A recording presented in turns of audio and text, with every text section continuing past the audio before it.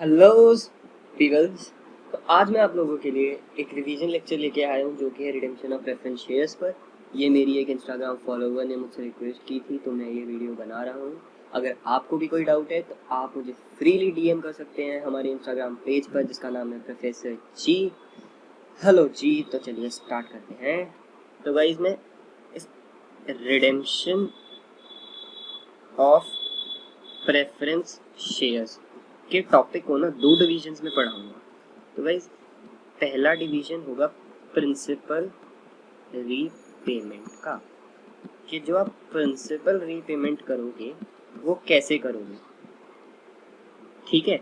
And secondly जो होगा, जो दूसरा पार्ट होगा वो होगा आपका प्रीमियम ऑन रिडेम्पशन का। अब मैं बताता हूँ इसका जो हिसाब है।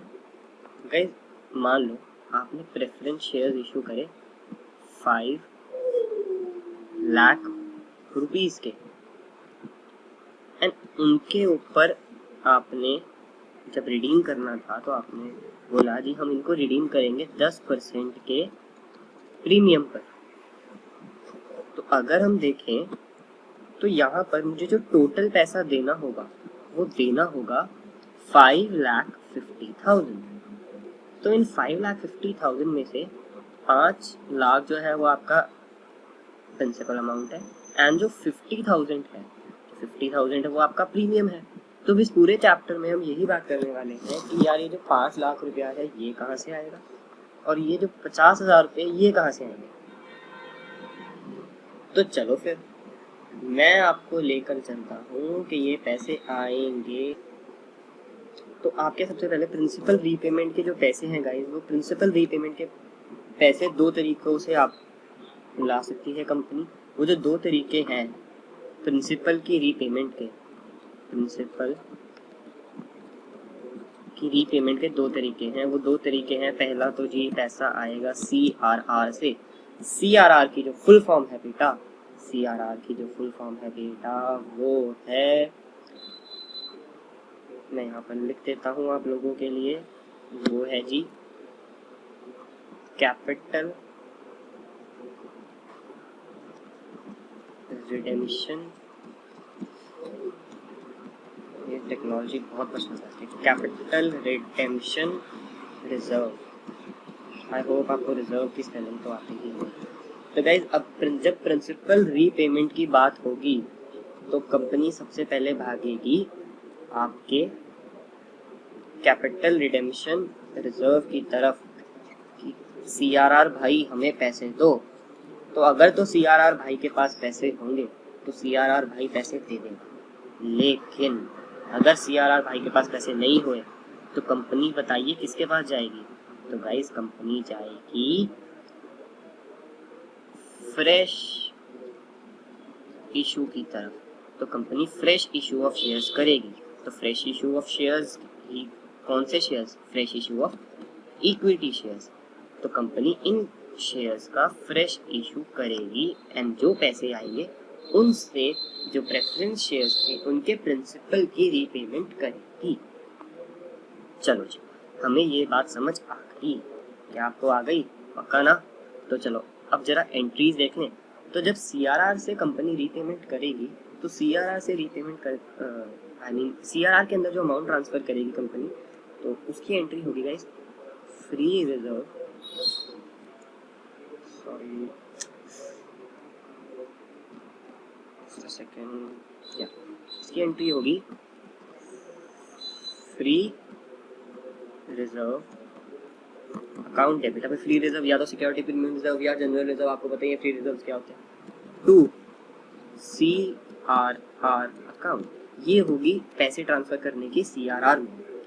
और अगर company fresh issue of equity shares करती है तो इस fresh issue of equity shares की एंट्री तो आप बचपन से जब आप छोटे मोटे बच्चे थे आप करते ही आए हैं।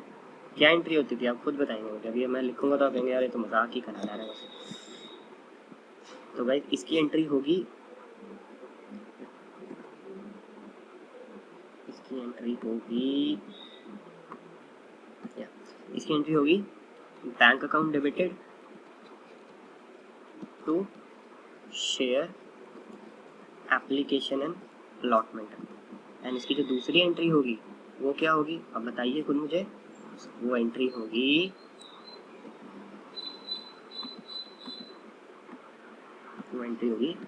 Share application and allotment to share capital. तो अब हमें बात समझ आएगी, हमारे पास जो पैसा था प्रिंसिपल रीपेमेंट का आ गया।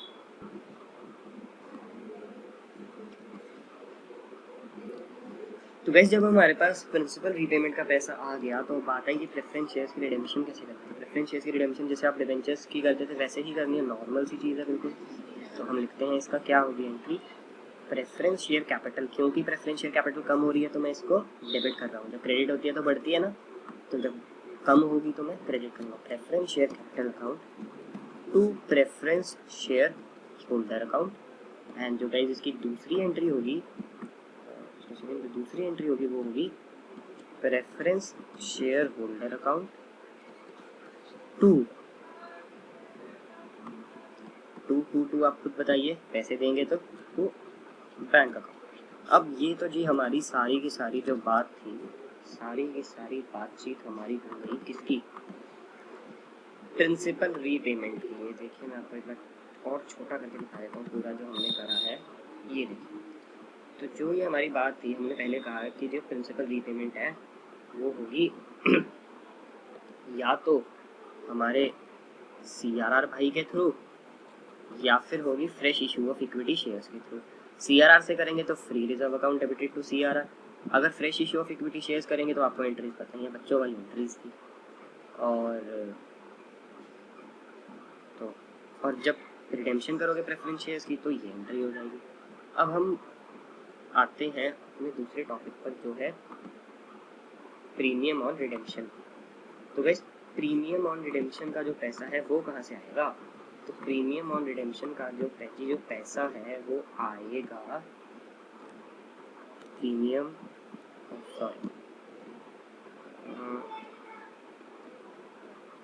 ऑन रिडेम्पशन का जो पैसा है वो आएगा या तो सिक्योरिटी प्रीमियम से या फिर वो आएगा आपके किससे आपके प्रॉफिट एंड लॉस अकाउंट से।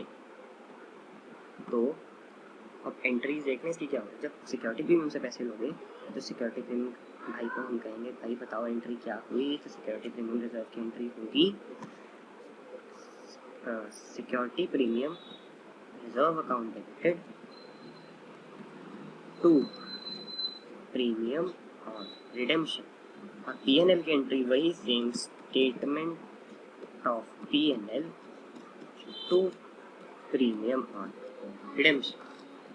ठीक है, तो ये हो गया हमारे नॉर्मल नोट्स। अब दो चीज़ें मैं आपको बताना चाहूँगा। एक, कंपनी कभी भी प्रेफरेंस शेयर्स जो 20 साल से ज़्यादा में रिडीम होते हैं, मान लीजिए मैं कंपनी हूँ, मैंने प्रेफरेंस शेयर इशू कर दिया और मैंने कहा ये जी 21 साल बाद रिडीम हो गया, ऐसा नहीं कर सकते। कंपनीज एक्ट कहती है ज़्यादा से ज़्यादा आप सिर्फ 20 ईयर्स तक ही रिडीमेबल वाले प्रेफरेंस शेयर इशू कर सकते हो।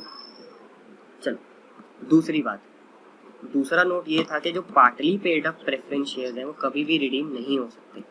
आपको उनको फुली पेड अप बनाना होगा, उसके बाद ही आप उनकी रिडेम्पशन कर सकते हैं। तो ये दो नोट्स आपको समझ आ गए ना। तो this was all about the preference shares. तो अगर आप चाहते हैं कि मैं थोड़े इसके रिलेटेड क्वेश्चंस भी डिस्कस करूं या जैसा भी, तो आप मुझे बोल सकते हैं। तो चलिए काम करते हैं, कुछ एग्जांपल्स डिस्कस कर लेते हैं। तो कंपनी कहती है जी मुझे प्रेफरेंस शेयर्स रिडीम करने हैं 5 लाख के। ठीक है, कंपनी ने क्या करा, कंपनी ने डिबेंचर्स इशू करे हैं, इनकी रिडेम्पशन करनी है, डिबेंचर्स इशू करे हैं 2 लाख के। अब आपसे कंपनी पूछती है जी CRR में, आप चार्टर्ड अकाउंटेंट हैं, आप CRR में कितने पैसे डालेंगे। अब बताइए कितने, जी मेरे हिसाब से जाएंगे पूरे 5 लाख, क्योंकि यार 2 लाख रुपए तो डिबेंचर्स इशू करके आए हैं ना। और हमने अभी ऊपर पढ़ा था कि जो भी रिडेम्पशन होनी चाहिए, मैं आपको दिखा देता हूँ इवन,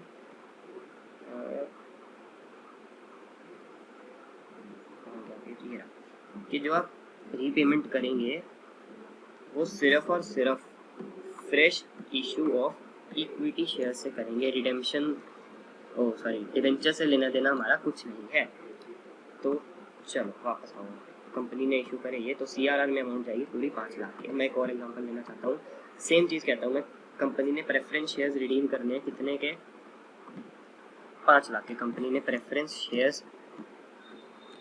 शेयर्स रिडीम करने हैं 5 लाख के। तो कंपनी कहती है मैंने इस बार इक्विटी शेयर इशू कर दी, कंपनी ने इस बार इक्विटी शेयर इशू कर दिए कितने के, 2 लाख के। तो बताओ CRR में कितनी अमाउंट जाएगी। तो हम कंपनी को कहेंगे देखो भाई ऐसा है, तुम्हें 5 लाख रुपए चाहिए ना, 2 लाख रुपए तो तुम्हारे पास आ गए, अब बाकी के तुम्हें जितने चाहिए वो CRR भाई से मांगो। तो हम CRR भाई के पास जाएंगे, उसको कहेंगे जी 5 लाख हमारे पास थे, 5 लाख हमें चाहिए थे, 2 हमने इशू ऑफ शेयर से आ गए, तो हमें जो पैसे चाहिए वो चाहिए सिर्फ 3 लाख रुपए। अब ये 3 लाख रुपए आप हमें ला के दीजिए, हमें नहीं पता, बस हमें दीजिए। तो फिर CRR भाई ढूंढेगा अपने फ्री रिजर्व से, जो भी होगा वो देखते हैं, उसकी टेंशन है।